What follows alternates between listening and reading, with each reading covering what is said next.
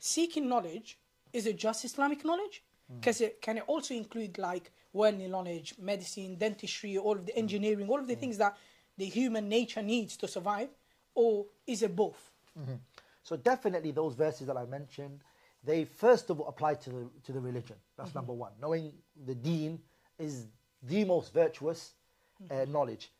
But that doesn't mean that medicine, which is also a science, that as you look at history, Muslims were excelling in. And this was what Muslims...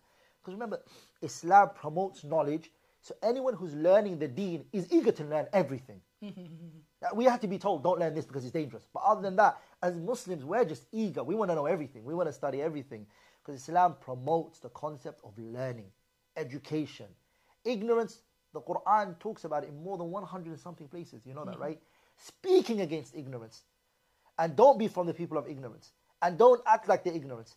Even prophets saying, Allahumma inni a'iduka an takuna min al-jahilin, Allah tells us. I seek refuge in Allah Ta'ala to be from those who are ignorant. Ignorance is a disease, it's a sickness, it's an illness.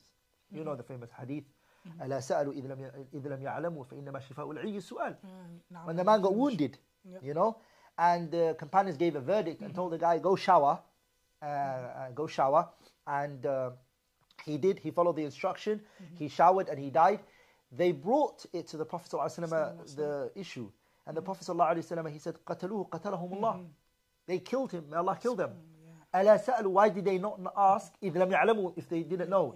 فَإِنَّمَا شِفَاءُ الْعِي. The cure to ignorance is what? Knowledge. Yeah, it's a su'al, to ask questions. And you know what? When you mention dawah, that's the first thing Ibn al-Qayyim mentions. إِنَّهُ كَانَ ظَلُومًا جَهُولًا إِنَّمَا الشِّفَاءُ الْعِي السُّؤَال. Subhanallah. So if you look at ignorance as a disease, you're not going to look at ignorance in just religious matters now. You're going to look at ignorance in everything. Yani, if you don't know a bit about cars, and you don't know the engine, the way it works, and the tires, the way they work, and this and that, if you take your car to the garage, what's the guy going to do?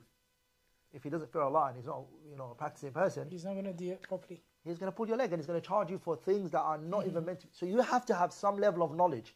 If you go to the hospital, mashallah, you're a medical student, huh? So when you go to the hospital and you go to the doctor and he prescribes this medication for you, or he says this is your problem, the fact that you understand what he's saying to you is better than the one who doesn't know anything. So knowledge in all aspects in Islam is highly promoted, highly promoted. And then as Muslims, we had to be told, because of how eager we are for knowledge, we had to be told, don't learn magic, don't learn this, don't learn that, because we're just going to want to learn everything. And that's what Ibn Rajab mentions in his kitab, Fadl al-Ilm Salif ala Ilm al-Khalaf. Because the Prophet said, Dua, Allahumma inni as'aluka ilman nafi'a. Oh Allah, I seek, or I ask of you, beneficial knowledge. The only thing he was told to you. Ask Allah to increase him in. So that idea of wanting to learn is something that, or to be a person of knowledge, is a virtuous thing, and the mind wants it, the heart wants it, your soul wants it. So why not give it?